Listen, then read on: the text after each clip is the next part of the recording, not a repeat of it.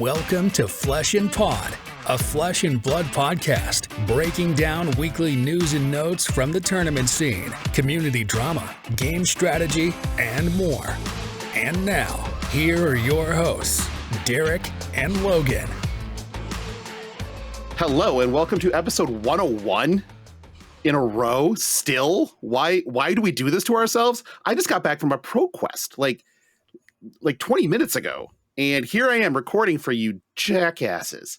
But joining us tonight is the Lord Emperor of the Rainbow Foils Discord, Kiki Labad. Also, one of the three-headed monster that is the Rainbow Pitch League. So we have kind of just the best of all worlds, but also, more importantly, was there on site at the Calling Melbourne. So, Charmer and I are fucking idiots, and we have not done any research because, like I said, got home 20 minutes ago. So we just need to bring in expertise of people who are smarter than us, which is pretty normal. And then also with me, as always, is AT-AT pilot in training, Derek Oswald. Kiki, let's start with you. What did you get up to in Flesh and Blood this week? Seems like a maybe a little bit. Yeah, I might have flown across some water, maybe attended an event. It might have been a calling. I might have gone 3-3 drop. Yeah, not the best showing on my part, but it was ultimately, I was at the calling. It was a lot of fun. There was a whole bunch of side events, a whole bunch of people traveling across from Australia and New Zealand to kind of meet in Melbourne, as well as people from the States. You might have seen that we had Carolina and Matt and Michael Feng and Brody and possibly some others I don't even know that were there. So it was very surprising for an Oceania event to have attendance like that. But ultimately it was very cool. We had a New Zealander winning the calling, which was great because an Australian won the one that we held in New Zealand earlier this year. So we got that one back. You gotta take it back. Exactly. Yeah. It's very important. But fuck them, yeah. Yeah, other than that, just been a lot of fab this weekend, basically. Yeah. All right, that sounds good. Now this is going to get ugly because Derek is now going to talk about his Flesh and Blood experience this weekend. Mm-hmm. Derek, the floor is yours. I mean, it's not going to be ugly. I played in 2 pro quests, did not go the way that I had hoped. And and I want to be very clear, this is not just me. After speaking with some other folks, I have now adopted a conspiracy theory, which is that you should not enter your hero in gem until the end of the tournament, because everyone that I've talked to all weekend long said that they entered their hero round 1 and immediately had multiple rounds of bad pairings.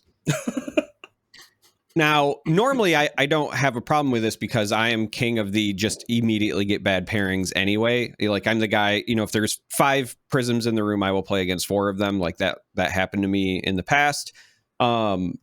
But this is my first pro quest season where I was really diving in when you enter your hero, and I was trying to be a good little Flesh and Blood player, and I was very clearly registering it. And then after registering it, I was immediately hitting bad matchups. Yesterday, for example, I went to a pro quest. We had 30 people. 1 person in the room was on the hyper defensive dash.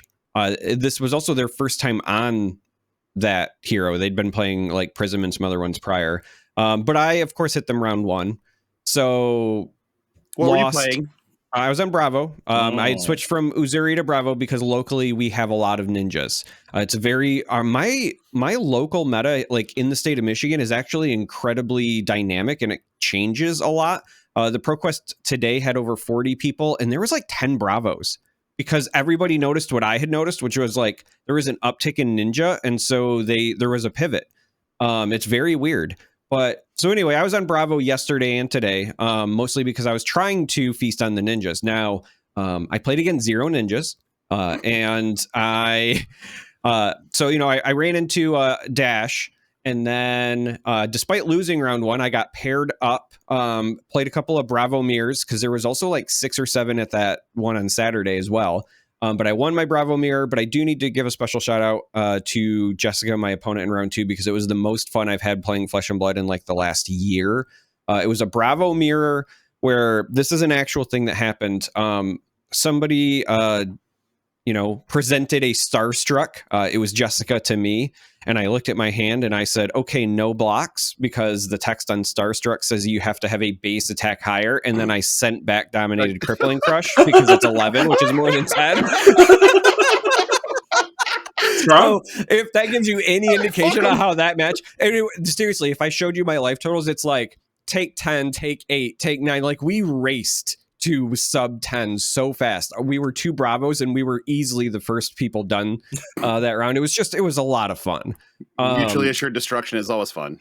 Yeah, and then so like I played one of her teammates the next round. So a bunch of people from Lake City had drove down. They're all wearing shirts. Tell me how far that is. It's like more than 2 hours from where they were to get to where this one was. Sure. I'm pretty sure. But they were all wearing shirts and they were a very fun crew, all of them. But I played another teammate next round, and it was another Bravo mirror, and I got that win. And then I played, and I apologize if you ever hear this. It's either Kira or Kyra. I've heard people pronounce it both ways. But she was another wonderful opponent who was on Dory, but specifically for Bravo, she pivots to Decimator Great Axe, and that was also very fun, very back and forth. I ended up winning that one just because she was very unlucky. She only drew 1 blue shunt, none of her red shunts, any of the help until I killed her, and then.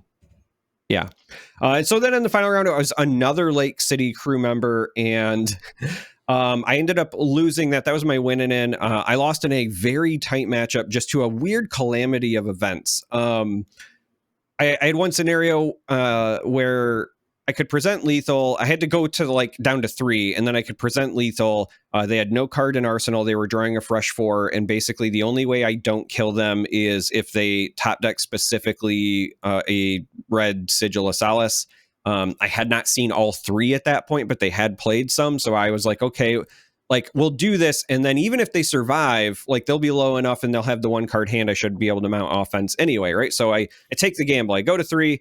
I present it. Of course, they top deck the Sigil, so they're still alive. But I'm like, okay, they have a 1 card hand. I survive. I should just, as long as I can present offense on my next turn, I should be fine, right? And then my hand is like Showtime, Sink Below, like basically there was no offense. It was offensive, but there was no offense. There was a pummel, but I'm like, okay, so I was only able to ship hammer and then arsenal the pummel, but I'm like, okay, as long as I just don't die again, I should be able to swing with the pummel and then we'll be good, right?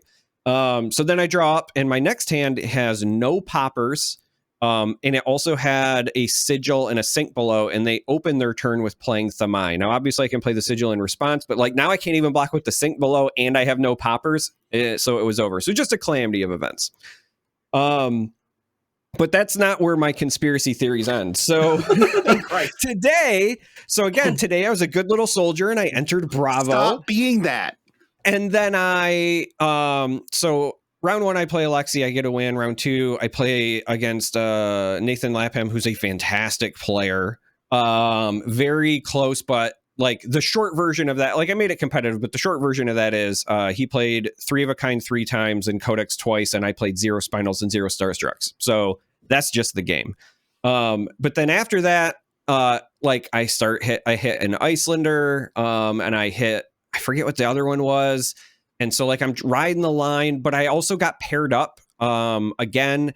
And then I got again riding the line, trying to just win out. I get paired up again. So this is 3 times in one weekend I've been paired up. I get paired up to Ben, from local and from our Discord, who was on Max, and then I got Nitro Mechanoided, and then I decided to drop after that. But Ben, I know, made it to the top 4 before he lost.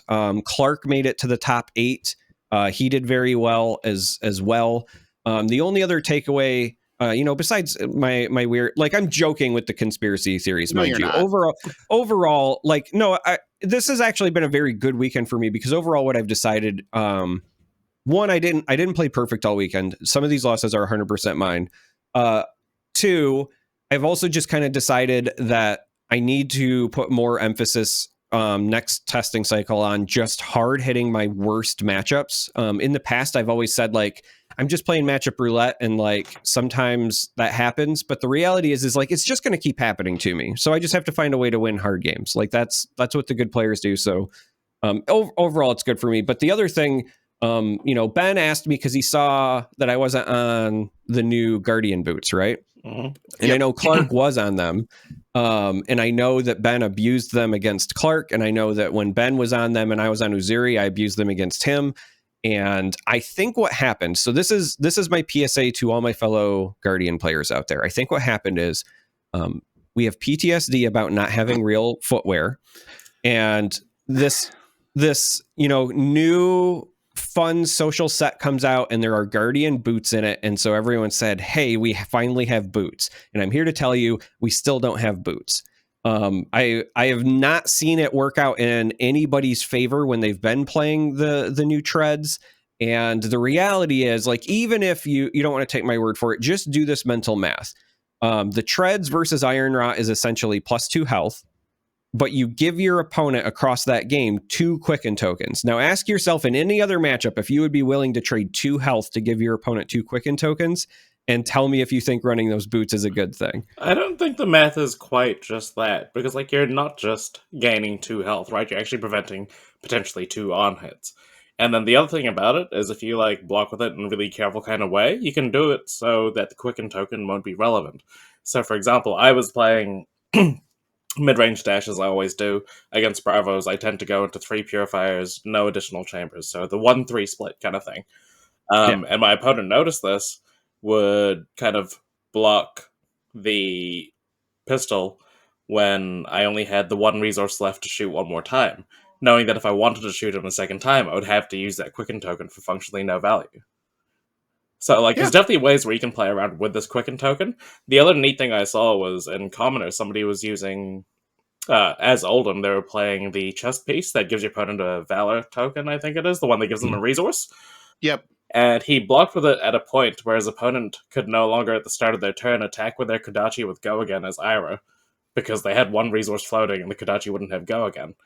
So, like, there's definitely some really interesting ways where you can use these equipments that, like, benefit your opponents in a way that doesn't benefit them. Kind of like in a way where, like, if you're Rhinar and your random discard isn't actually random because you're manipulating it as such. Yeah. No, I don't disagree with you. I'm just finding that the experience is that those are the niche cases and not the regular. I have seen far more opponents, like, in practice abuse it, because the minute they see them, a good opponent will also just not present them with a good time. Yeah. Hey Kiki. Mm-hmm. What do Magic players and Bravo stands have in common? What do Magic players and Bravo stands have in common? If you handed each of them $100 bill, they'd fucking complain about how it's folded. You got feet for the first time, you piece of shit. No, we didn't. They're bad feet. Fucking Christ. Oh my fucking... You know what? Okay, you can have it. It's fine. It's fine. I guess, like... Look, all I'm saying is like, we didn't get, like, adaptive plating, okay? Yeah. Or... Sure. In any of these, like, other people who got stuff for slots where they've been lacking, we got something we have to pay somewhere between $50 and $70 for a big set because you can't find them on the secondary market half the time to run something that is maybe better, and then we're supposed to feel good about it. No, I will complain about this. How dare you, Logan? How dare I? Yes, how dare I call you out, you fucking piece of shit. I mean, like, I guess, like, the other point about that card, right, is, like, if you're using it to block out so you can keep your whole hand and come back with a Spinal Crush or Showtime or whatever, it doesn't matter if they ever Go Again, right? Or, like, if it's, like, Spinal Crush specifically, where it stops them getting action points, then the Quicken token doesn't do anything. But you're able to keep your hand because you're able to block with extra equipment. I have done those things, and then what happens is smart opponents, knowing that that's the thing, will sometimes, because the Quicken token also doesn't go away at end of turn, they'll literally just take a turn off. But that gives you another playing turn, dumb right? opponents. Well, yeah, it does. I mean, it sometimes helps, but it sometimes doesn't, because then if you don't run right into, like, another disruptor, then they're like, okay, well, now I get, my 3 of a kind turn with a Quicken token on top of it all ready to go or whatever. Yeah. Yeah. I'm just saying it's not as cut and dry. Okay. there was no point there was no point in this weekend where I wished I had the treads, and there's not been a point where I've played against it in this ProQuest season where I was like, oh man, I really am like upset that they played that. That's all I'm saying. Everyone thinks it's like the slam dunk play. And even Ben, like, he messaged, he was like, yeah, I beat Clark because they got paired in the top 8, and he's like, and I abused the treads on him. Like, that was the first thing he said, because him and I have had this conversation. Yeah, and okay, we'll get into some conceding your point in a minute. All right, one last thing before I go though. I overall, you don't have like, to leave. You're a host of the fucking show. You can stick around. I'm done. I'm gonna say my piece and then I'm out, because we have a real, like, actual smart person to share the time with. I had all of that being said, like, yeah, I didn't get the end result that I wanted, but I still had a blast. All of the events were great as always. The community is fantastic. And even today, so again, we've crossed some threshold, Logan, but even today, I had somebody new that I had not met before, like when I was getting ready to leave, they came up and said, hey, I just wanted to say, you know, I love the show and I'm a big fan, and like shook my hand, and he knew it was actually me and not like fake Tannen or somebody else. Yeah. So I don't know, something's happened, but I had a wonderful time. Flesh and Blood is just such a good change of pace from other card games, because like every time the community is just great, and I wish more communities were like this one. So couldn't agree more. 100%. And I am sorry that I have stripped you of the gift of anonymity. Like, it is my fault. Well, now I'm done. I'm bye. No, you stay here. Nope. Because I know how this works. As soon as you walk away once, you don't come back. Remember my former co-host? That's what happened. They walked away once and then they didn't come back. So no, we're not doing that. My week, so I played 2 ProQuests, same as Derek did.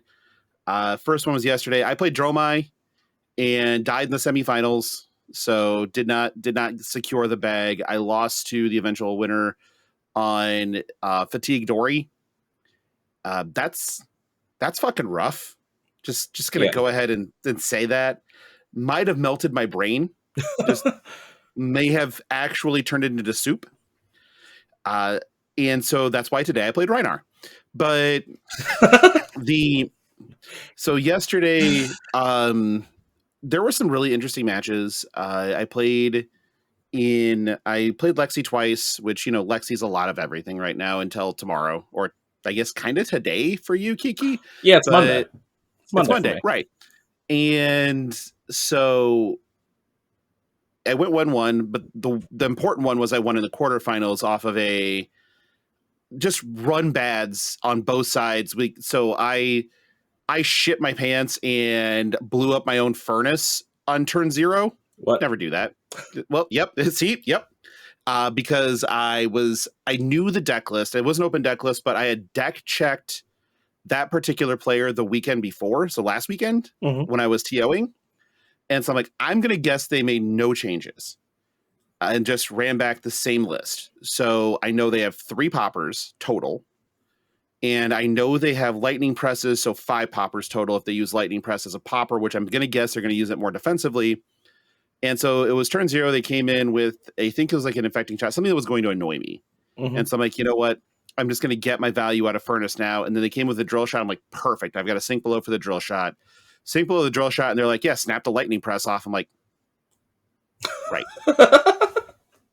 I knew that. I fucking knew that. Okay. So my Furnace disappears. Like, great. Awesome. The Tomultai play is now just out the window for the most part. I have to have a blue to make this happen. And I have like 2 in the deck right now. I'm fucked on that. So we just got to turn the corner a little bit, draw my hand, play a rake. I'm like, okay, I'm going to just ship in some Ash Wings and it's going to die to a Hornet Sting. And then the turn's going to end, right? And so he blocks with a Hornet Sting and flips a 3 of a kind. So now there's a 3 of a kind on the bottom of the deck. And my Ash Wing's alive. Yeah. And I get to attack 2 more times. And this is kind of how this went for my opponent. There was once where he's like, okay, I'm just going to ship this Heat Seeker at you. And I'm like, I have a good hand. I can take a little bit of the damage. So I block 3, take the damage. I'm like, I'm just going to allow the Heat Seeker trigger to happen. They had an Arctic Incarceration red sitting up in their arsenal. and he hits a Command and Conquer to the second arsenal slot. And I'm like, beautiful. I get to do whatever the fuck I want now. And so then I played 2 Red Rakes, went up to 9 Ashwings, and just like chip in, like, well, take all of it. And he's like, yep, because there's a CNC that he's already used to pop something. His second CNC is there, and he'd already flipped a battering bolt off something else into his arsenal, so that was gone. So his 3 poppers are now shipped. The dragons are free. And he's like, okay, I'm like, he should block one of these with his New Horizons and clear his arsenal, but he doesn't. And so I'm like, interesting. And so he proceeds to play Premeditate CNC. Not the worst. And I'm like, okay, that's pretty good. So I'm looking at my hand, I'm like, oh, wait, I can actually block all this and still have a snatch back with Snapdragons up. I think I just kill him. So I'm just block all out. And he's like, oh, I really needed you have a block too. I'm like, whew, okay, that's good. Ship, he's like, yeah, I'm just dead. Like, fucking cool. The Dory matchup was, again, I'm pretty sure my brain will never recover. And it was never good to begin with. And it will just never be the same again. Because it was the third Remembrance was probably when I decided that this was not my day. Because Remembrance 1 was shuffle 3 6 powers back in my deck. I'm like, sounds great. And then the second Remembrance was shuffle 3 6 powers back into my deck. I'm like, great. The third Remembrance was shuffle 3 6 powers back into my deck. I'm like, yep. Nope. We are fucking done for. That's all there is to this. You just don't get dragons. Never in a deck that needs them. Very much so got fatigued. Because not only the poppers, but it's Dory, right? And so that Dawnblade is just doing whatever it wants to. Yeah, it's just eating dragons if you play them. Yep. Yeah. And so it's kind of a little justice for that player, because he was the one that last weekend got the triple Rain Razors 3 of a kind present 31 damage turn out of the Lexi player that won the event last weekend.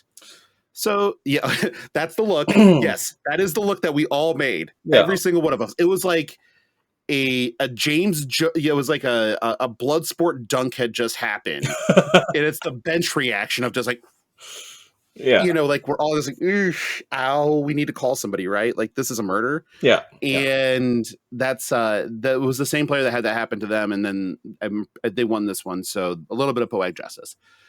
Today, played in another ProQuest, CC again. And again, I played Reinhardt because my brain, soup. We're done. Immediately get paired into Phi. Fucking dead. Great. Lose round 1. Start climbing my way back. Get paired into a Dromai. Okay. I can fight through this a little bit. But if you roll 2 1s on your scab skins, you can't fight through it anymore. Yeah. You're just dead. On turn 2, so on turn 1, he blew Mage Masters, played a passing Mirage, and then played a passing Mirage behind it. Like, well, that's bad. This is very hard for me. And the next turn was Miragai Chromai. Cool. So the race was definitely not won. I did get to do something fun, which was staring at a hand. I'm like, okay, I got a Blood Rush. I only have 1 6 power, and I have 2 blues. One of them is Warmongers. What can I do with this hand? So I start thinking, and then I decided to read my cards for the first time today. And I read Warmongers, and I'm like, oh, this works. Okay. Roll Scab Skins. Hit a 4. Perfect. 2 action points. Play Warmongers. What would you like to name? And they're like, War. And I'm like, cool, me too. And then I'm like, play Blood Rush. And they're like, you said War. I'm like, that's next turn, not this turn. What? Warmongers is your next turn. This is almost as hold on. This is the level of epiphany that I had when Ben explained to me, because I've never had the resources and or the opportunity to do so, Logan. Ben explained to me that if you activate Dominate on Bravo, it's for all your attacks. Yes. Yeah. And this was after I had played Rouse into Crippling Crush, but I didn't dominate first. So the Rouse didn't have Dominate, just the Crippling Crush did. Yeah. And then in the same game, I did it again later, but gave them both. Instead, it was Rouse and Spinal. But I was just like, oh, yeah, it does say all, doesn't it? Yeah. Sure does. Just like Warmongers is next turn. Yeah. Yep. I learned something new today. Dang. And so I'm like, okay, slam the Blood Rush off this blue, discard my 6 power, draw, intimidate you, draw 2, 5/5, swing big for 10. And they're just like, fuck. I'm like, that worked out. That was good. I liked it. Yeah. Yeah. And the next turn I had to like block a bit so I didn't get boom grenaded to death because they had one that's a counter on it. And I'm like, okay, so cool. I'll just block a little bit here. And I'm staring at my hand. I'm like, God, I could really use some resources. But I said, Barkbone's an instant. That's right. Yeah. Blow this bitch up. Like, let's go here. Let's do this. They're just like, fuck. Hey, we did something smart for once. As then my brain, yeah, right. As Reinar. Like, wow, that's not possible. I will confirm that Dagon did win that event, so he secured his 4th gold foil of the season, and has now he had to get revenge on Minnesota because they came to Iowa and stole ours last weekend. So he just went up there and took 2 of theirs. Fair and valid this weekend. Fair and valid. Good try. Fine. Good try. Very much so. As Derek likes to say, it was a Slagan White weekend. He appreciates the name, by the way, Derek, as much as Dagon can appreciate anything that isn't GameStop stock. We're not going to stop daggering Dagon by any stretch of the imagination. But yeah, it was overall a fun weekend. It was a good weekend. My car mate and I both made top 8 yesterday. He was playing Ninja Turtle Phi because why not? Lots of wax on, wax off. Really funny to watch people try to navigate around Zen State tokens when they've never seen them before. Yeah. It's kind of amusing. And then today he played Fatigue Dory. He'd been working on it for a long time. I think he just had a couple of misplays today because he was still a little soupy from yesterday. But overall, like they're his deck designs. He's actually very new to the game, but he's always been a very good deck designer. So it's not surprising that he was able to come up with stuff that really kind of worked and attacked the meta in different ways that made it like awkward for his opponents to try to win. It's still weak into things like Phi a little bit, but overall it's just a good deck to be playing. So yeah, that was a thing. And then driving home is when we got into a giant discussion about building Mechanologist for the post Lexi world. So that was where we started talking about that max list from Melbourne, and we had like tons of questions because some of this shit didn't make sense to us. And so he just like, fuck it. He picks up his phone and starts just DMing the person on Discord. Would have been, let me find the name. Joel Gibbons. Yeah. And just started messaging him on Discord. Like, hey, why this? Why this? Why this? He's like, explained everything as we're sitting there. He's like, okay, that makes sense. That makes sense. He's like, but why would you, like, what would you do differently? He's like, I would not play red crankshafts. They would be yellow because them being red actually lost him the quarterfinals because he couldn't mechanoid. He just didn't have the resources. Yeah, that makes sense. And the dash player just blew him up. Yeah. So that'll happen. So that's, well, why don't let's talk about it. Let's talk about the calling. Let's talk about this shit because this is fucking nuts. Like, honestly, this is hot off the press. And this is the most interesting calling top 8 I think I've seen in a long time. It's been quite a while. There's only 3 Lexi. Only 3. It's wild, right? Only 3. But to be fair, one of them is Michael Fang. So it's not there's a Lexi, there's a Michael Fang. Yeah. It's like when Brody top 8's anything, it's like there's not a hero, there's just a Brody. Yeah. So whatever. Regardless of what Brody's playing, Michael's playing. They're just gonna be there. Pablo, same story there. Like it's just like, it's just them. It's fine. Yeah. We get it. But go ahead. It was very cool to see 4 different heroes kind of represented. And all of them quite different. Well, outside of the 3 Lexis obviously being Lexi. But we have like this aggro list and the dash kind of thing going on. And also Max is arguably considered like could be considered an aggro deck as well, right? Like, both of these are assembling massive turns with aggressive play, and you're definitely not playing to like second cycle as such. You might hit second cycle, but you're not playing for that kind of long game. Yeah, you're not doing it on purpose. Yeah. And then we have control decks with like the Azuris kind of going on, and they're supposed to be like preying on the Lexis. But one of the fascinating things I found from this top 8 was that Ben, who ended up being the finalist in this event, went through a Dromai, which is like a notoriously not great matchup for Azuri in the first place. Like, sure, you have 6 powers and you have a weapon that can shoot Ashwings, but you're not applying the pressure that you kind of need to against Dromai. So like, I haven't seen that game, but I would love to like have either seen it or been there or learn about how he kind of maneuvered that kind of thing. Yeah, so I am interested in that. It's not up on February yet to just look at, but I'm wondering if it's more Redline or Big Dragon, because that does make a big difference. True, yeah. In how that plays out. So I am fascinated in that. I want to see Ben's list too. Well, because you just want to play Azuri. Like, well, no, but there's a couple of different ways that you can build Uzuri. There are the more mid-range ones and the more redline ones, right? Yeah. And so that also makes a difference. Sometimes the redline ones can just get lucky and get the pressure early on Dromai, and then the more mid-range ones, it is a slog for sure. So I would love to see Ben's list too. Yeah. Yeah, so we're going to line this up really quick. The hero composition is the aforementioned 3 Lexis, because there's always going to be 3 Lexis until Lexi's gone, which is now. And 1 Dromai, 1 Uzuri, or 2 Uzuri, sorry, 2 Uzuri, 1 Dash IO, and 1 Max the Hype Nitro. Now, Kiki, I saw you taking part in the discourse, because why wouldn't you? And a lot of bones were made very quickly about how oppressive Dromai was and needed bans immediately upon Lexi leaving. So on this LL announcement, there needed to be something done about Dromai. So how much on a scale of 1 to 10 would you just call fucking bullshit on this right about now?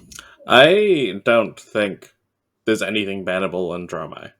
Absolutely not. Like, maybe like the tome is like makes her better. Don't get me wrong. I love the tome. I think the tome is fantastic. I think it's like a very powerful card.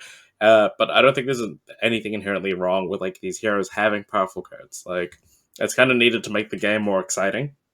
To have these high roll cards to an extent. Like, if the class does get too many of them, it does arguably get problematic. So when you have your 3 of a kind, Rain Razor, etc., Voltaire being a high roll card as well. When you have like, to a degree. Yeah, when you have like that many of those, then it's problematic. I don't think Dromai is there. I don't think Dromai has that many high roll cards, and a lot of hers are singleton. So like Tomultai, for example, is a high roll card, and that's singleton in the deck. The tome also has a very interesting restriction of not letting you play Crown of Providence. Right. Sure, you get like the gold token to make some ash, which has its own unique uses in Dromai, but ultimately, like, Crown of Providence is like head and shoulders the best kind of headpiece for almost any hero, and not being able to play that is not insignificant. It's a price. Yeah. It's a cost. Yeah, 100%. So no, I don't think there's anything bannable in Dromai, at least at this point. I think, like, it'll be the case where Dromai is going to be good, but she's not so good that she doesn't have, like, decks that can attack her from different angles. And my hot take is that I hope they don't ban anything. I want people playing Royal Dromai so that I have an excuse to play Fatigue Arachne with Regicide.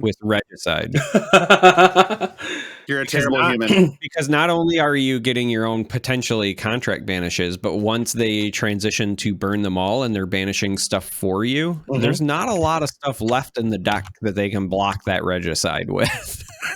Oh, no, it gets awkward. I, funnily enough, played against an Arachne in the Calling. I didn't realize we were going to go so deep into what we played against Centaur. But go for it. Yeah, no, I did come up against one in round 2, and I had no clue what was happening. So I was like, maybe, like, you know, they don't have that many, like, powerful block cards. I know they're kind of a slower deck, but maybe I can kind of just, like, aggro race them. I'll have Purifiers to kind of put some, like, high-octane damage in or whatever. And then I realized halfway through that by boosting my deck, I'm just, like, losing my life total. And I fatigued. Correct. Yeah. So it was definitely my fault. ish to an extent for like never having played against the hero ever. And maybe my community needs to help me a bit more, but like, I will be happy to tell you that Fatigue Arachne is something that I would love to put more time on. My biggest concern is that, so as you said, right, you didn't know what you were getting into necessarily, right? Yeah. Right. So like right now, the biggest problem I have is like if I wanted to take Fatigue Arachne to an event, if people don't know that's what you're trying to do, then they still kind of play slow. Like there was this sweet spot with Oldhim where once it became like apparent that Oldhim can draw the game out, people sped up their own personal play. But against Arachne, they're going to take their time. They don't really know what you're doing. And you're like, no, this is a fatigue game. I need you to speed up. Like I'm 3 blocking and sending a 0-for-4 contract every turn. Let's do this. Yeah. And so like, I just don't trust the clock. But yes, I think Fatigue Arachne is like, I think it's going to struggle against Ninja, but against some of the other decks, I think it's potentially better than it looks. And I really like it for Blitz. Like this skirmish season, that's what I plan on playing is Fatigue Arachne for Blitz. Especially when your opponents can't go up on cards. With the new rule change, you have to play exactly 40. Like, yeah. Funnily enough, my Arachne opponent that round told me that if I just didn't boost and I blocked and attacked the pistol twice every turn, I would have won. And like played like 65 to 70 cards. So, like, apparently I've just leaked the secret now, so I'm really sorry. You can never play Arachne again. But there you go. Probably a good idea. Yeah. But I was very interested in, hey, Charmer, remember this? Okay. But I was really interested because a lot of the things were like the Bright Lights heroes are trash, and Dromai is going to run rampant. Yeah. Did I show you this yet? I don't know what that is. So those are euros that I've got. So I have cash on me when I go to Barcelona. To Spain, fuck off. That you're not going. Oh wait, did this fall? So here's the thing, right? I was hoping that my counterpart at work. Right now, I'm kind of banned from taking vacation time at work because there's one of me. And there's usually 2 that do sort of the same job as me, supporting about 600-ish people. And I just can't take any time off. Yeah. I was hoping that my counterpart would be back early November-ish, but turns out not till December. Okay. I wish I would have known that ahead of time because I could have put in a request to potentially take my work with me to Barcelona if I wanted to. And I didn't. And then just as a dagger, I am going to stab you in the kidneys and twist the knife. My Google notification came up and showed me that the price of the round trip ticket to Barcelona right now is $430. Well, it's so cheap. Right. It's dirt cheap. Yeah. And I can't fucking do it. Like, how important is your job? Like, aren't you sick that weekend? No, pretty sure I'm not. It's a shame. Yeah, I mean, they know better than that. Yeah, they know better than that. But it's very, very frustrating. This is America. We do actually need to make that kind of caveat right now that America's a fucked up place. But and in this case, that's part of the problem. But you're going to be in LA. You're going to go to the next Pro Tour, right, Kiki? Because you went to Worlds in San Jose. I don't have any PTIs left, nor do I have money. I work a retail job. Nor do I have money. Yeah. So, like, I could sell the cold foils I have, but that would involve... Or a kidney. Do you have 2 good kidneys? You don't need 2. I live in New Zealand. I don't think I have good kidneys. We have a bit of a problem. Well, I mean, kidneys are fine. Your liver. Oh, true. Sorry, yeah. Kidneys are fine. Okay, well, maybe. Who knows? Maybe I'll see you there and I might have a cool scar to show you. Who knows? Even better. Actually, thinking out loud here, state of Michigan just passed a thing where state employees will get paid leave if you are donating organs. So maybe I should sell a kidney. Hold on. Oh, that's not bad. How many cold foils do you reckon you can get for that? Several, I would assume. I guess it depends on at least 2. At least 2? Min 2. Yeah. So when's the Pro Tour again? LA? March. Yeah, sounds March right. Something. It's like end of March because I remember because Star Wars Unlimited is beginning of March, and I was concerned about the timing of those, but It is they're not the crossing. 21st to the 24th. Yep. Damn. Okay.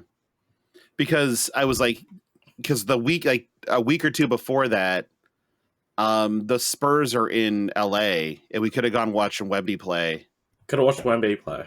Dang. Yeah, like I'm a Spurs fan and have been since David Robinson was drafted in '89. Fair. So like watching Wemby is like my current passion in life is just watching Wemby play. So to even today, in between rounds, I'm just watching the Spurs game. Yeah. The whole time, because like he had 5 blocks and I think it was 18-5, 6 and 8, but it was an overtime loss. So we're not supposed to be good, but like, Spurs are not supposed to be good. He's going to be good though. He's going to be fantastic. Now, but the Spurs this season are not supposed to be good. No, you're a Sixers fan, right? Because I'm not in the States. I have multiple fandoms. Like I'm a Sixers fan, I'm a Bucks fan, I'm a Lakers fan, which is the first team that I supported. Kobe Bryant got me into the game. You got Kobe. And I'm a Trailblazers fan. So okay. With Damian Lillard going to the Bucks, I can still kind of became support a Bucks fan. Yeah. I mean, I was already a Bucks fan before that. Okay, for Giannis, I'm assuming. No, Brandon Roy. No, not Brandon Roy. Sorry, really? Brandon Jennings. Brandon Jennings. Say Brandon Jennings. Brandon Roy would make sense with the Blazers. Yeah, Brandon Roy was the Blazers. Brandon Jennings was the Bucks. Yeah. Okay. So that's why I follow that. That makes sense. Okay. But yeah, I'm actually on Team Chet this year. Like Chet Holmgren. You're a Holmgren. You're okay. I have Chet Holmgren winning Rookie of the Year. I don't know why, and I like as days go by, I'm like, I'm wrong. I'm so wrong. But I also he did put on like 30-ish pounds of muscle. He's much harder to move around now. He's also on a team that's more likely to win. So, and he's also been in the league for 1 year already. So I think he has a reasonable, like if anyone's going to win Rookie of the Year that isn't Ben Wemby, Simmons thing, yeah, exactly. Basketball talk for a minute, folks. Sorry, but with Holmgren, I think he gets 1 more year of basketball IQ, of NBA IQ, which matters a ton. 100%. He's also playing in a team with like veterans that understand their roles and how to work within the system. So I that's also very impactful. And just like even just having a Lou Dort, is enough, right? 100%. I love Josh Giddey. I think he's absurd. Like I watch him play and I'm just like, fuck, that guy's good. Like I did not think he was that good, and I am wrong. And then obviously SGA is SGA. Like he is a machine. So he's got like a lot more pieces around him, and that might help him to the Rookie of the Year thing. But like you look at Wemby and where he is 2 months from Summer League, where he looked a little out of place, and now he just looks like he belongs to the NBA already. And he's also just a 7'4" fucking alien with an 8-inch wingspan that handles like a point guard. So whatever. That's a thing. Apparently, we all didn't know until now that that's a thing. And that will conclude basketball talk for now. That might actually kick back up again later. We can't promise anything because why would we make promises? So now we have Worlds coming, and we have no Lexi. Thank fucking God. But because it would be like the most boring Worlds if Lexi was still around. Like, it would just be Lexi being half the meta. Correct. And Lexi in the Living Legend format too, probably. Even if she wasn't Living Legend, it should probably be good enough. Right. And well, I mean, God, Starvo is such a check on everything. It's like if you can't beat Starvo, don't show up. Right. Lexi, I think there's such a fine line between bad Starvo and good Starvos. Bad Starvos are just waiting to hit the casino and hoping it's good enough. Good Starvos are setting the casino up to then hit 4 jackpots in a row and watch you die. Very different. Like the ones I've seen like a little in between and watching a little bit of gameplay here and there have been a lot of awakening setups on Lexi's. And just letting Lexi just kind of hit him a little bit here and there, and then slamming an awakening, making 14 seismic surges. So you just have a free fucking pulverize. And then being like, okay, so we're going to reveal on this pulverize. Here is 16 dominate, go again for 0. What you gonna do? It's like die, I guess. I don't know. Not have a turn. That's fine. Not have a turn. So this is interesting.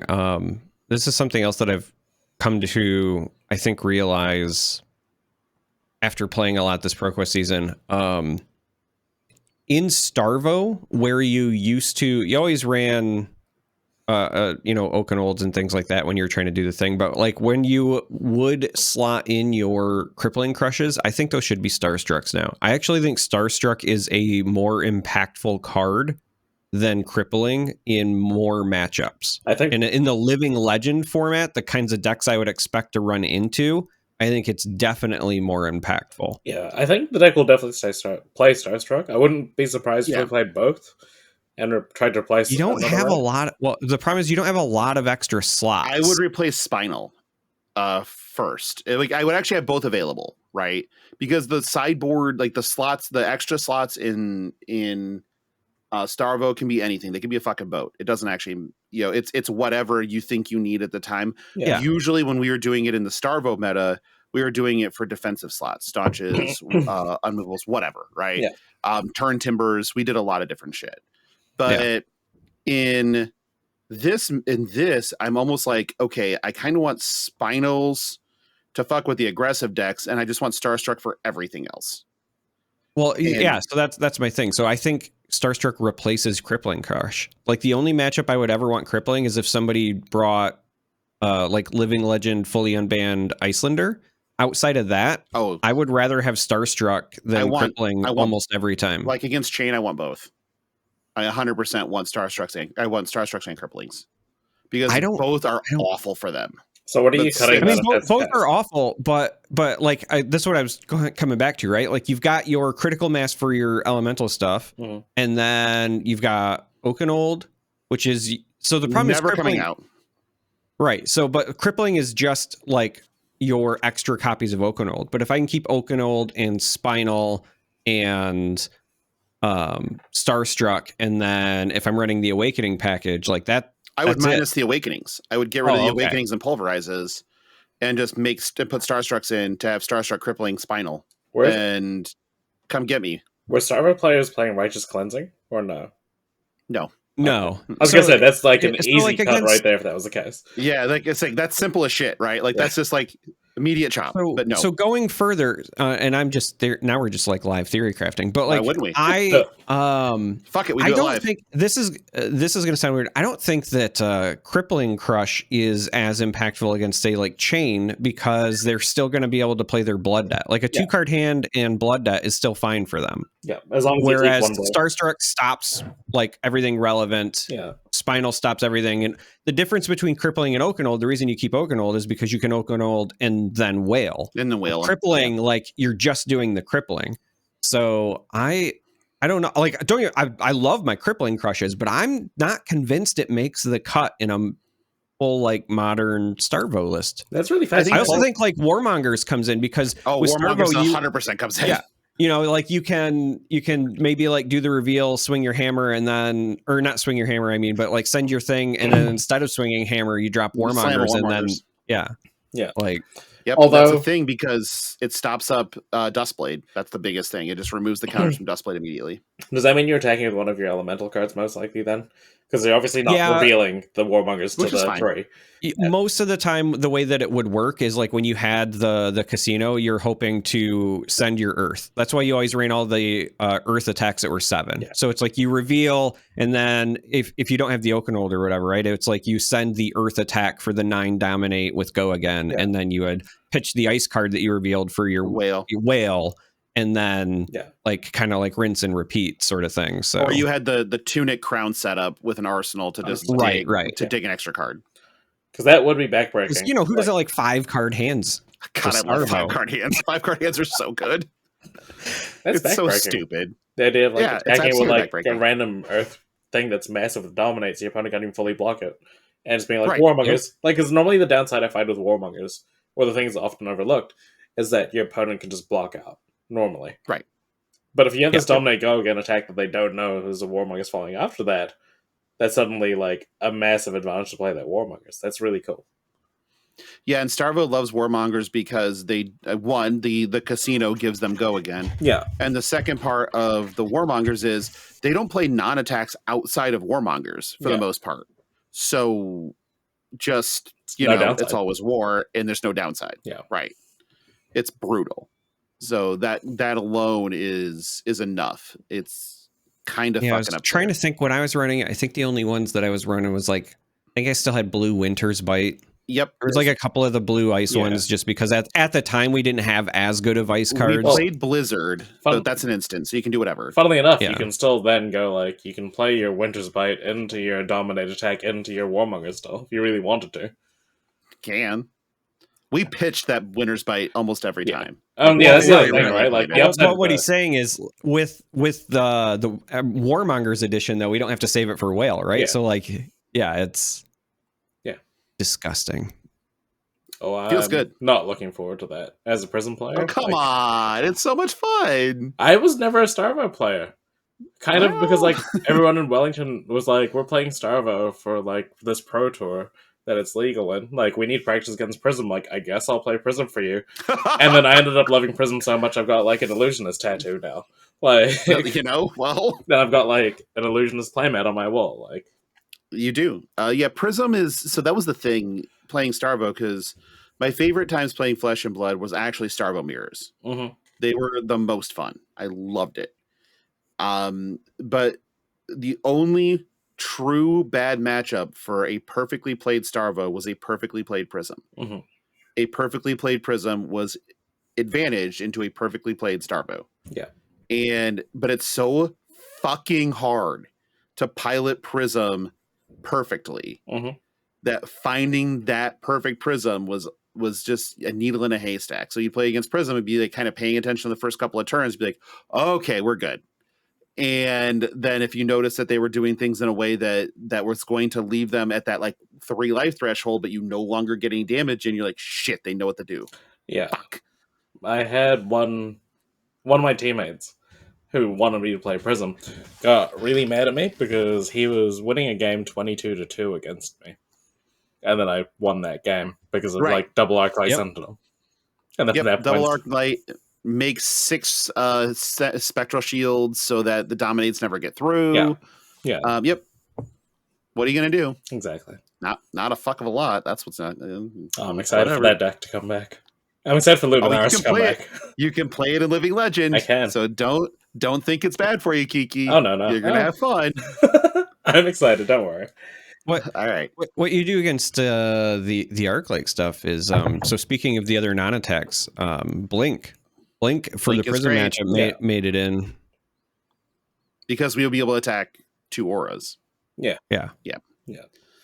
And that was the thing. Oddly enough, God, there was once where we were just sitting there debating on playing, like, do we play Blink Zealous Beltings? And I'm like, no, we can't. But no, that was like the old. I liked right? the lightning surge. I liked the lightning surge tech just to try to chew through the shields. Yeah. Mm-hmm. Yeah, lightning surge, pocket lightning surge was like we would get into like these deep philosophical midnight discussions over several drinks and all filters turned off, like I had one to begin with, and we'd get into this like deep philosophical argument about what's better, a pocket lightning surge or a pocket snatch, and it would just be this back and forth about which one is better. It's like, but the snatch draws you a card. It's in the pocket. No one knows it's there. It's like, yeah, but the lightning surges go again. It does so much work. It's like, yeah, but man, that snatch equity, if you have Snapdragons up, it's like, if you snap the snatch, everything's great. And it's like, yeah, but that surge is going to pick off something that they didn't count on. And then you're going to be able to come back in and just jam it home for fucking 9, dominate, whatever. And it's like, yeah, that's a big turn. And then like this discussion would carry on for literally hours. Yeah. About which of these cards you'd rather have in your arsenal during a turn. Yeah. It was the dumbest fucking thing. But this is what happens when you drink too much. Yeah. There's several things that happen when you drink too much, by the way. One, your liver shrivels up and you pretty much die inside, but luckily I was dead inside already. And 2, you forget feelings, which is also beneficial at times. Big fan. Just gonna say that. Big fan. Yeah, big fan, huge fan.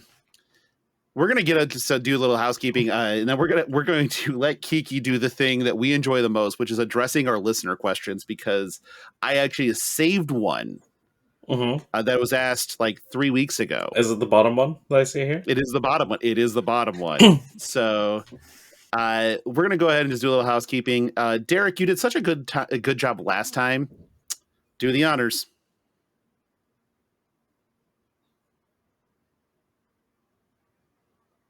No, I'm just kidding. I fucking hate you so much. I was trying to be really Steel, like maybe I'd frozen or something. I was like, I know my internet connection isn't the best, and I just like fall out of the chat. Does that happen? We were getting it. He does it to me all the time. He just this is literally my every week, every fucking week for the last like 46 weeks. I deal with this bullshit.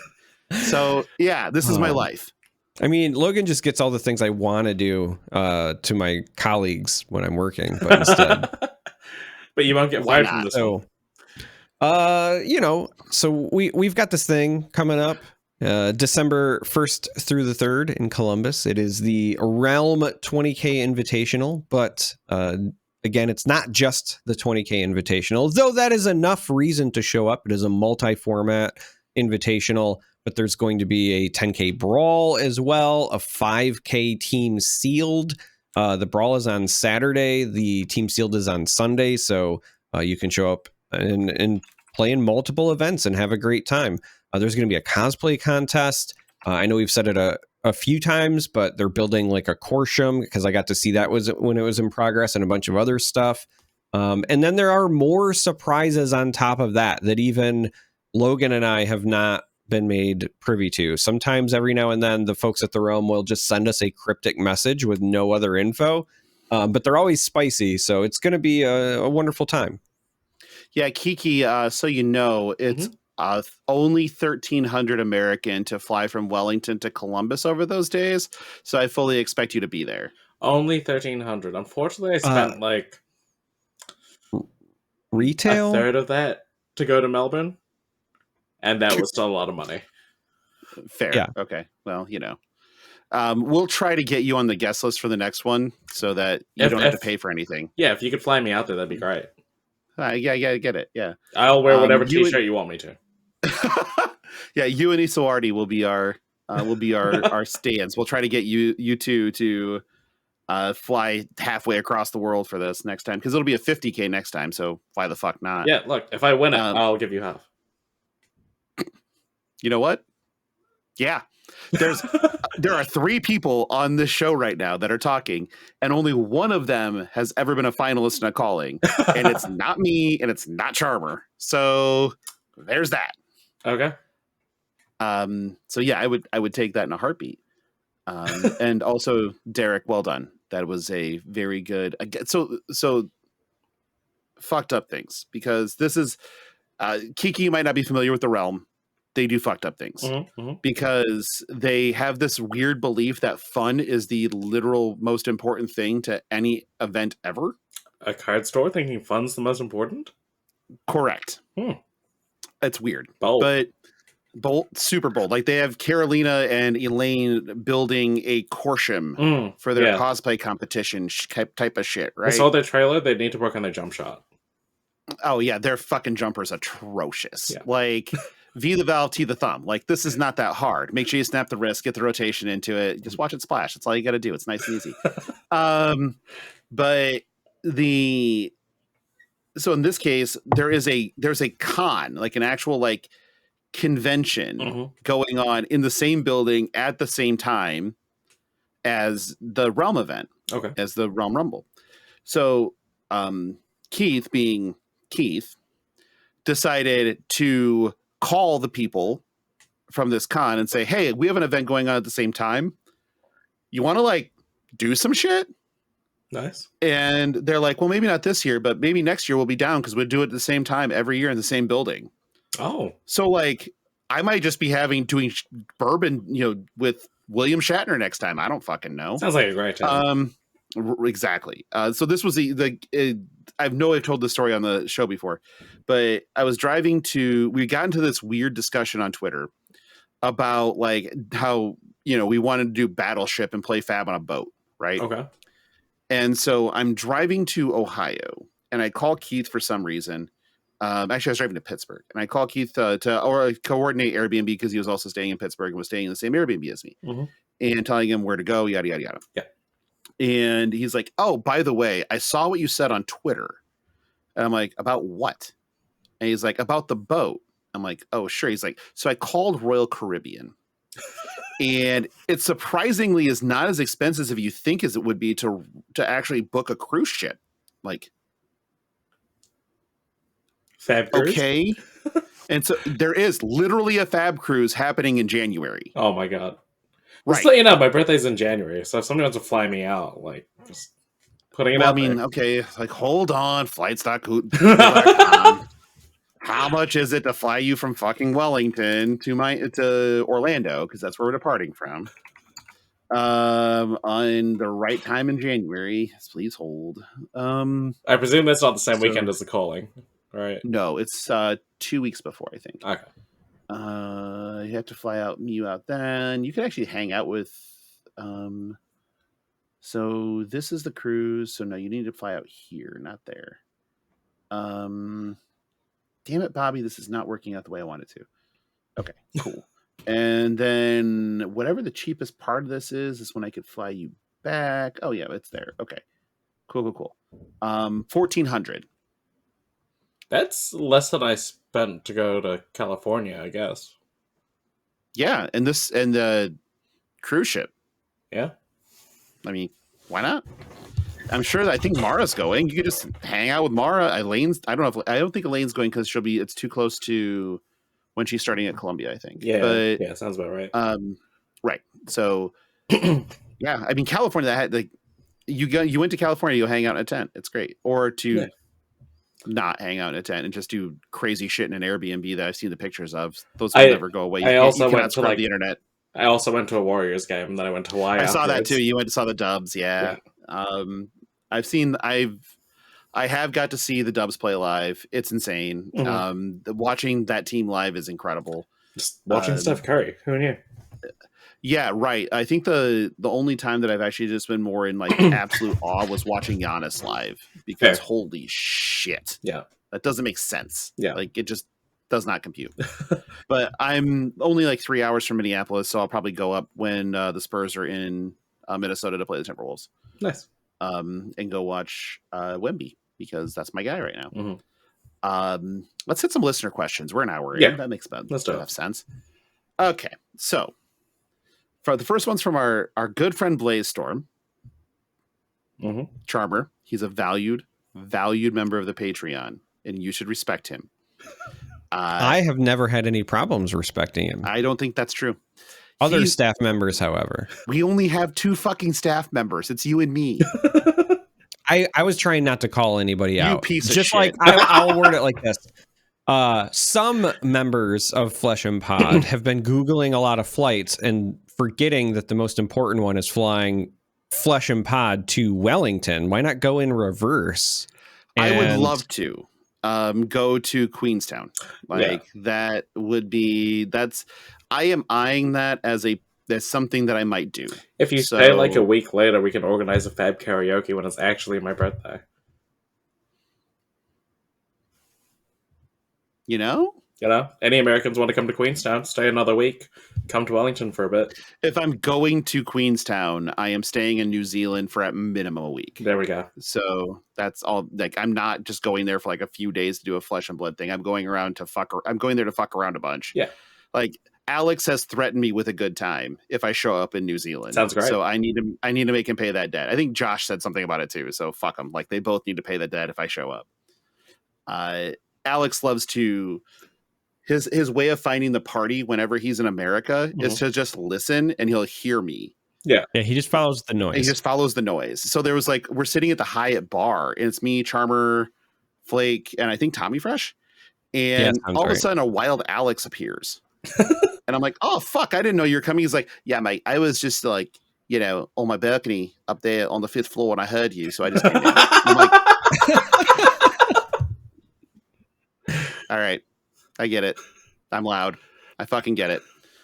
But Blaze Storm said, was that a good enough accent? Was that okay? Did I do okay? It was I'm awful. offended. It was god awful. So like, I don't think I have a good New Zealand accent and I live here. Like, you have a beautiful one. That's perfect. I don't think I actually sound like Kiwis though.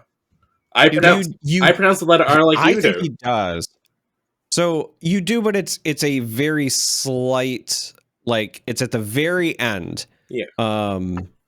I can't do the accent, so it's hard for me to like mimic it, but it's at the very end, and there's like this like uptrend almost with some of the way you don't have enough depression in your voice. That's the only way I know how to describe it. No, I keep that repressed. You don't have American Midwestern good old fashioned depression.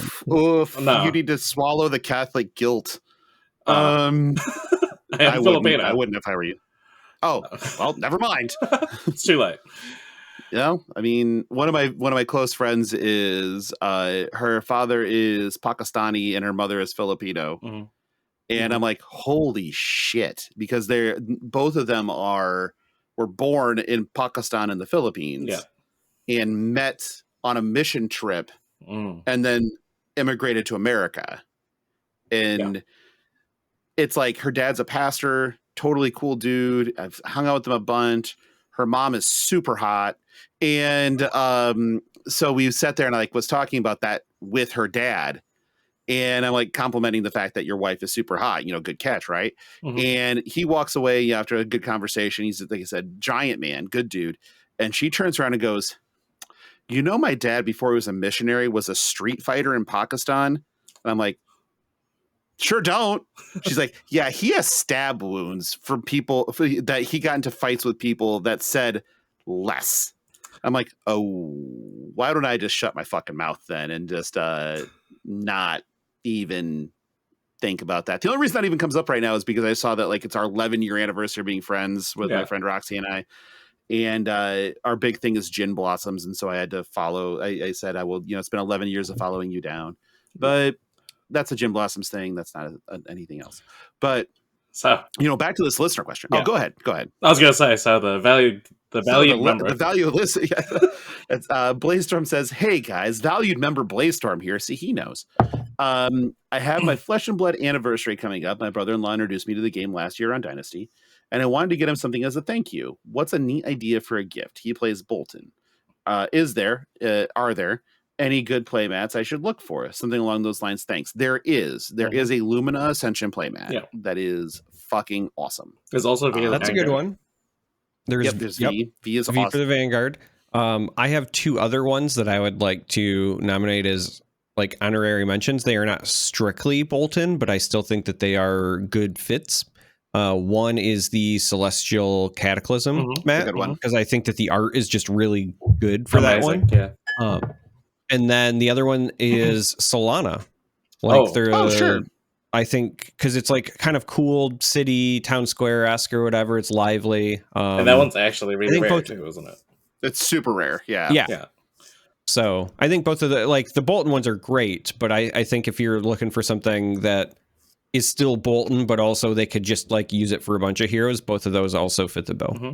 The other one I'd recommend was actually one of the sponsors for the Rainbow Pitch League, was Paper Collective down in Australia. They do a whole bunch of customized stylistic playmats, and they did have a stained glass Bolton one from memory that was fantastic. I can't remember if that's still available or not, because they do kind of run through seasons of different artworks that they have and such. But if you can source one of those, it was really cool. Just a very cool stained glass effect, which fits in with the Solana theme, meanwhile being something a little bit more different, and something a bit more unique than what you might find from a normal Flesh and Blood playmat, I guess. Yeah, so hashtag no free ads. We're going to actually need a check from Paper Collective for that one.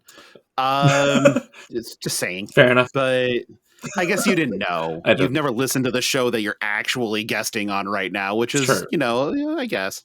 But it just makes it more exciting. Sure. We're going to move on.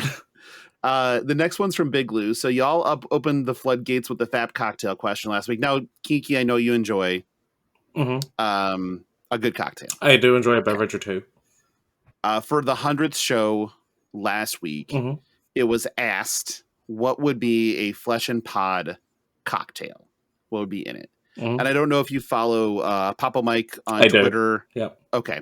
So he is one of our patrons, and he came up with two cocktails, one to appease Charmer. and one to appease, people with a sense of taste. And so I'm going to read you what he gave us. Now, you have commented in the past that not the original was you do realize that your acronym for your show is FAP, right? And I'm like, yeah, that's 100% intentional. Yeah. And you're just like, yeah, okay, I get it now. No notes. But this is what's in a FAP cocktail. This is from Papa Mike. In my mind, the FAP cocktail should be rich, thick, and creamy. Start with 2 pounds of freshly picked and pitted Michigan cherries. That's where Charmer's from. Okay. Throw those in a mason jar with 750 milliliters of high-quality Iowa corn whiskey, where I'm from. A couple tablespoons of sugar and a cinnamon stick. Keep the jar in the basement for 2 weeks and be sure to shake it around every couple of days. Valid. When ready, valid, right? When ready, double strain the whiskey and pass it through a coffee filter to get all the particles out. Okay, that makes sense. Then a Fapper flip is 3 ounces of our whiskey, 1 ounce of simple syrup, and a whole egg. Combine all the ingredients in a shaker tin, dry shake it vigorously. Again, we're just shaking it all the time. Add ice and shake for 15 seconds, double strain into a coupe, and top with freshly grated nutmeg. Nice. This was his answer. And then the second answer was backup cocktail is a pickle juice dirty martini. Because Elaine is Elaine. And at one point in time demanded at like gunpoint that I create a pickle channel for her in our Discord. So there is a pickle posse channel for her in our Discord that is one of the more lively channels in our fucking Discord. Is it? Because we have still like active with pickle conversations? Oh yeah. Okay. All the time. Beautiful. Constantly. Love that. Horrifying. So yes, Charmer insisted that we needed to have a pickle cocktail. I just wanted the background before the question, which is, okay, y'all opened the floodgates with the FAP cocktail question last week, but what is the FAP beer? Ingredients, style of beer, name, etc. Also, what goes on the FAP sandwich? I imagine it being something like the perfect sandwich from Adventure Time. I have no fucking idea. I included a video in the Cooking with Reinhard channel. I also didn't watch it. I'll answer the beer because that's kind of my thing. I would say that a very berry influenced cream ale would be perfect. Think like if you've ever had anything from Sun King, Kiki, you need to come to the US for like a week and I will just change your fucking world. Okay. But so Sun King is my favorite brewery in the country. They make a cream ale they call Sunlight. It's delicious. They do a bunch of variations on it. They do an orange vanilla. They do a couple of other just random citrus variations too. They do a grapefruit, but a wild berry or winter berry version of that, I think would be the closest thing I can come up with a FAP beer.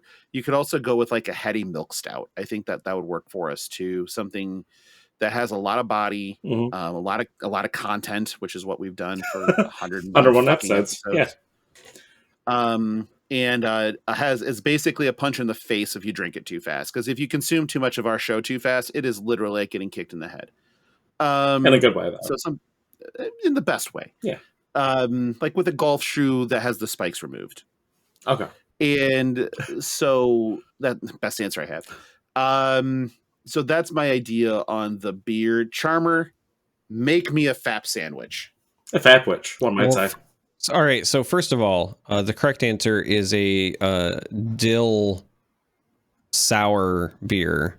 It is not. They actually make them. They do. They're actually kind of good because they're a briny sour. It's I was just going to goza. Yeah. Yep, I was just going to say they don't suck. So that's objectively the right answer. However, I already answered this in the Discord, unfortunately, so I'm kind of sad. But for those who did not see what my answer was, I said that the FAP sandwich is just being between Logan and me. Is there any condiments, though? There's always condiments. And they're disgusting. Little bit of sweat, little bit of blood. So if I... Dijon mustard? And Dijon mustard, obviously. Well, stone ground. Stone ground. Okay. Yeah. Horseradish as well. Oh, but, nice. Yeah. You got to get a little spice in there, a little kick. But you don't want the kick to last. Yeah.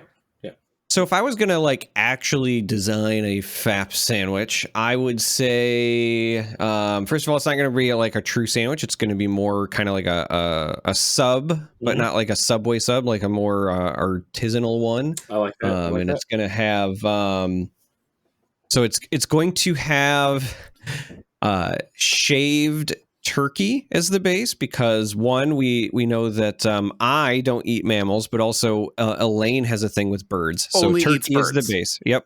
So turkey is the base.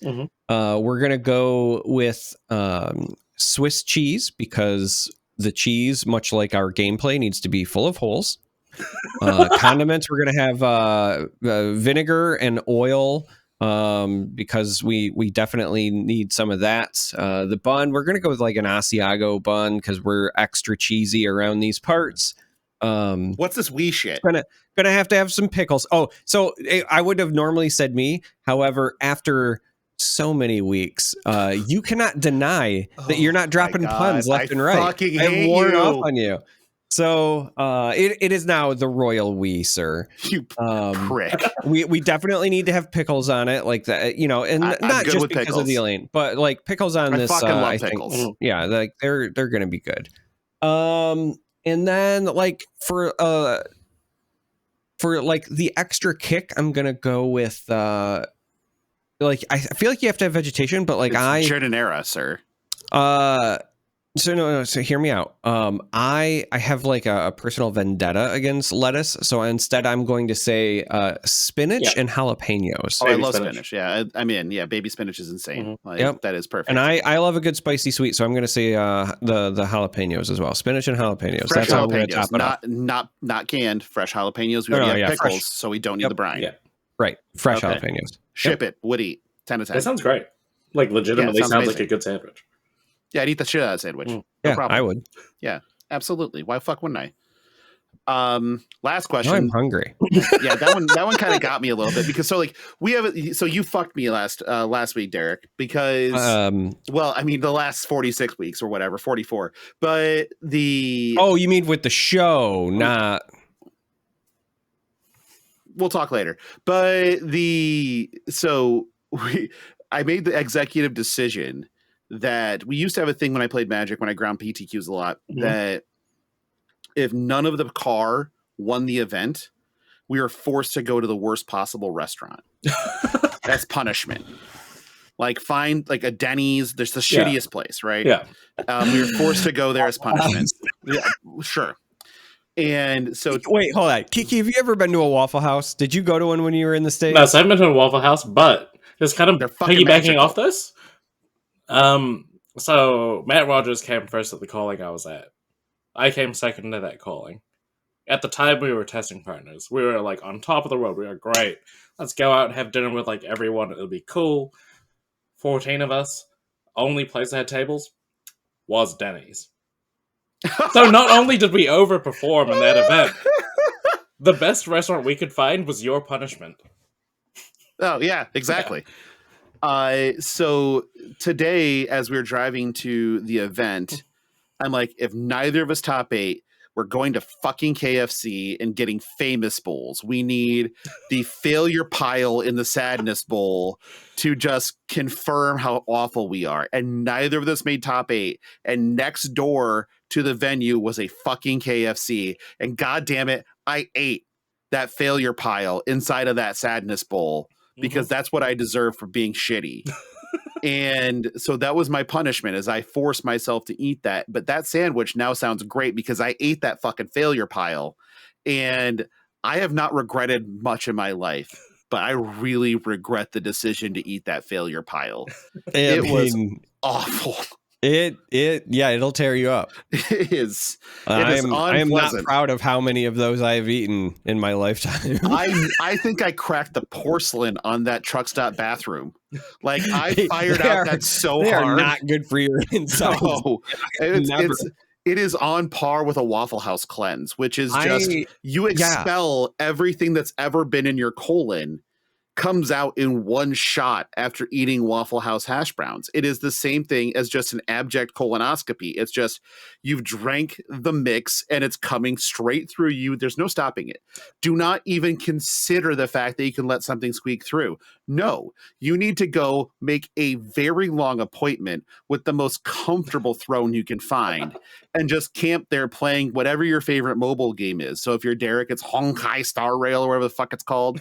I would probably be playing some Marvel Snap or something. It's going to be a while though. Like I could probably go from like 10 to infinite in about as much time as it takes for me to fire out a Waffle House. Oh my god. So you do that whenever you just need to get it all out. Like when it needs to exit, you just go to the Waffle House. So like after hard nights of drinking, we used to be like, okay, if we go to the Waffle House, there's no hangover because we are going to forcibly expel the contents of our stomach at a rate of speed that is on par with the fastest jet in the US military, and then apologize to write a note for the plumber and tape it to the toilet for the things that he's going to have to do to make this a functional septic system after I'm done with it. I'm sure they're used to it by this point.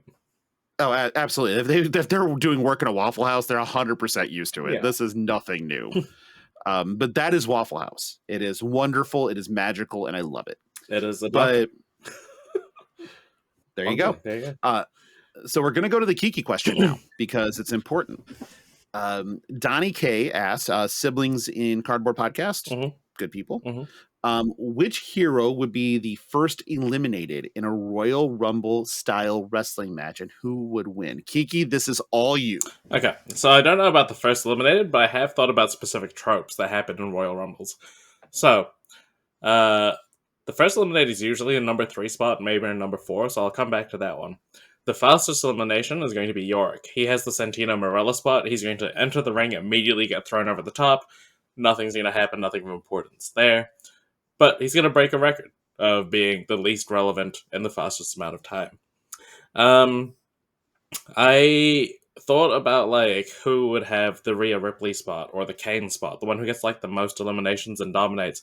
Doesn't necessarily win the match, but is going to get the most eliminations.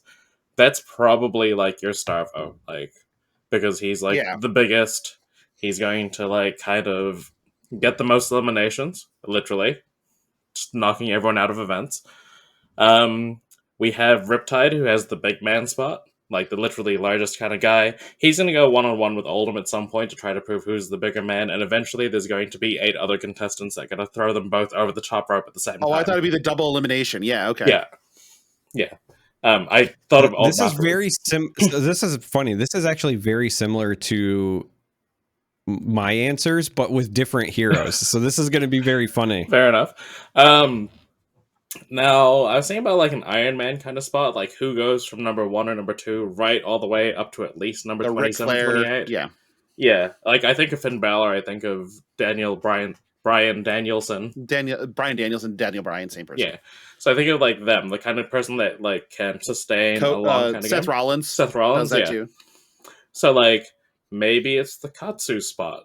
Like, Katsu can be aggressive, but also Katsu can play a long game. Like, we're talking about the Ninja Turtle kind of deck. Katsu can take a lot of hits. Doesn't necessarily hit the hardest, but, like, has a lot of, like, a fairly high amount of stamina, meanwhile being a little bit agile, a little bit tricky. Dash probably has the Kofi Kingston spot. That's like, who's the Kofi spot? That was my biggest question, is who's the Kofi spot? Who's the Hope spot? Yeah, it's probably going to be Dash, I reckon. Something a bit flashy and is it Dash? Like, I guess she can play defense reactions. Dash. Like, does unmovable count as the Kofi Kingston spot? Like, you wouldn't expect it from him? No, he's not the unmovable spot. It has to be the bounce back spot. Everything is bad, and then you turn the corner spot. So that's the high octane tome, then, right? Right. Or is it Lexi? We're just like the 3 of a kind out of nowhere getting back into the I was gonna say that Max is who I had in my Kofi spot, because everything's on the ropes and then he mechanoids and he's right back into it. No, that's a really solid pick. I didn't think about that. Yeah, definitely Max. Yeah, overall, I reckon if we're going to get like a winner that's like the predictable winner, the kind of Roman Reigns style winner, that's going to be Starvo, which is very unexciting. I want the Randy Orton winner. You want the Randy Orton winner?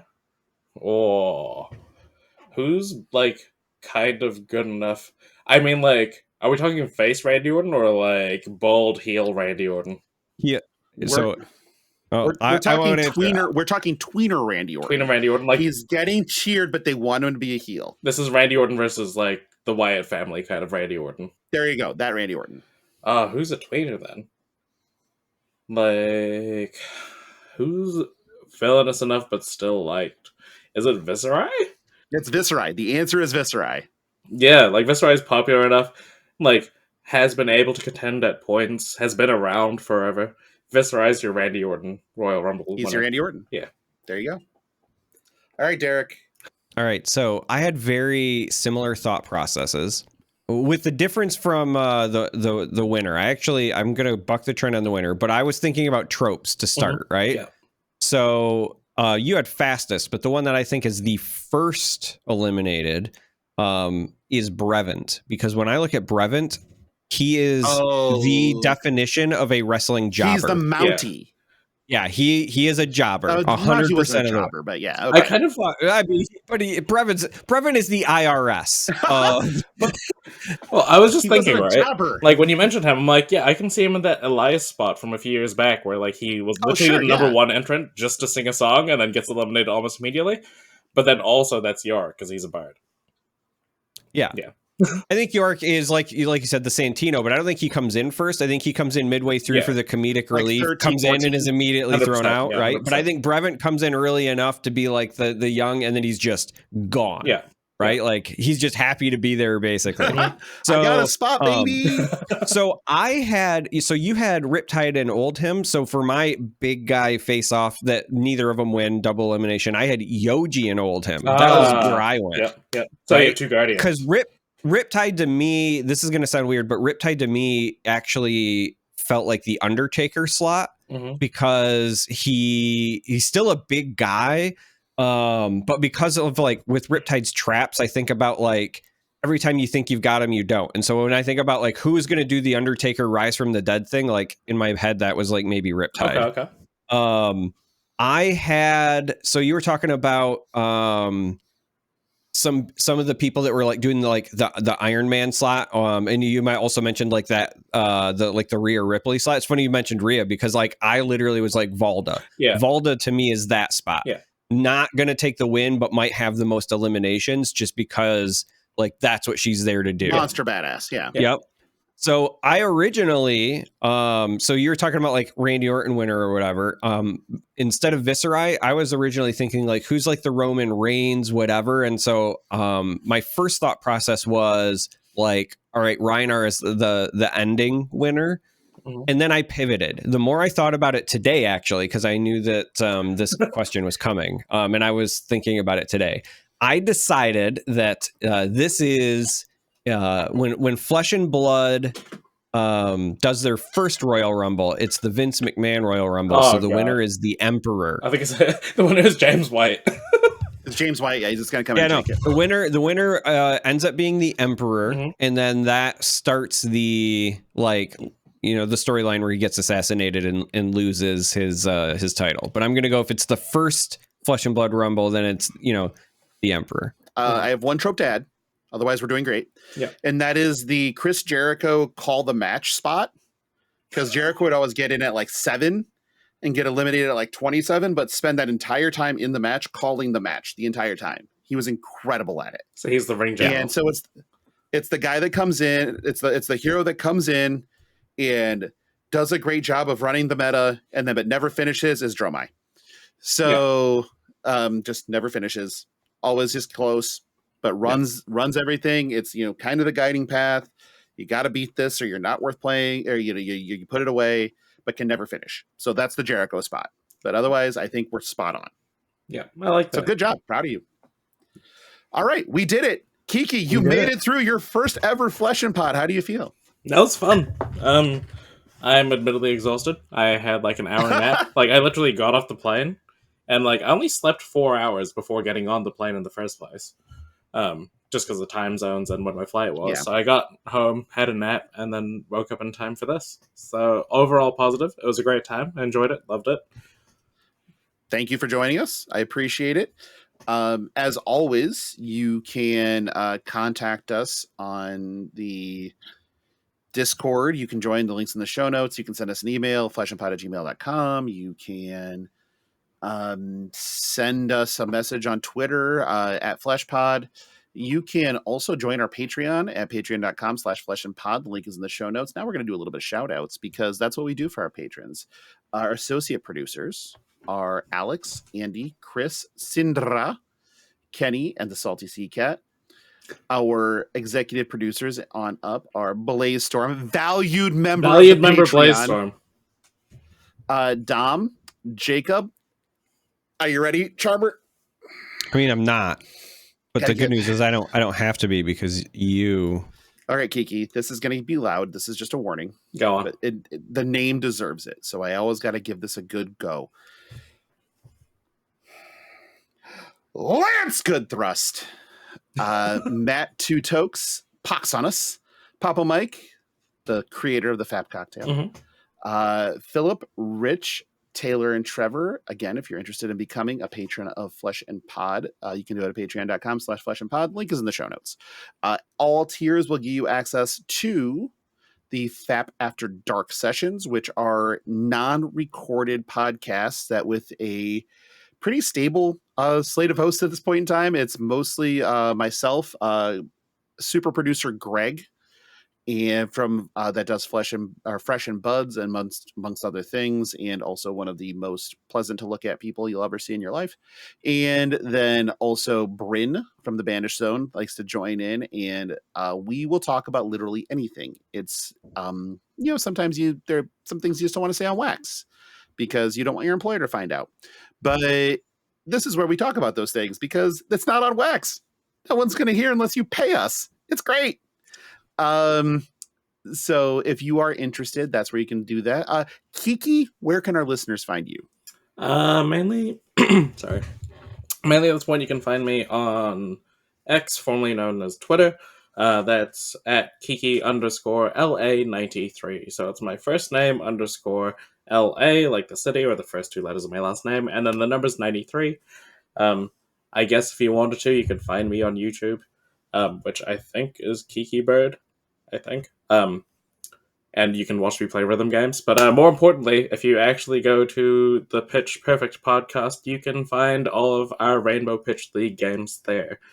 So we have a bunch of commentary featuring me and a variety of other hosts, including the other founders of the league, as well as Frank Hung, my teammate Kieran. There's a bit of Mara and Yuki in commentary as well. So that's a good chance to kind of see different members of our community playing Fab, and a great way to support us. So keep an eye out for that, and there's probably going to be a season 2 at some point in the future.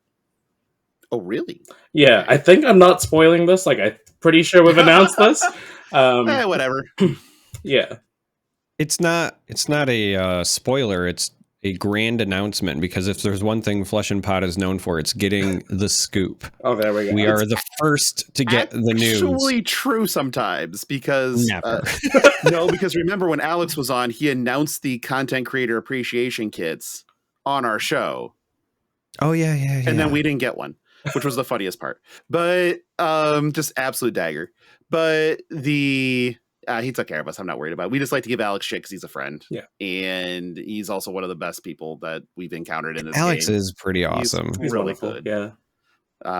I've actually not encountered a single person from the New Zealand side of things that I just didn't enjoy immensely. That wasn't like, I would consider them in like my top echelon of people that I've ever met. Like they all just that. I don't know, like I might be saying a bit much here, but have you met?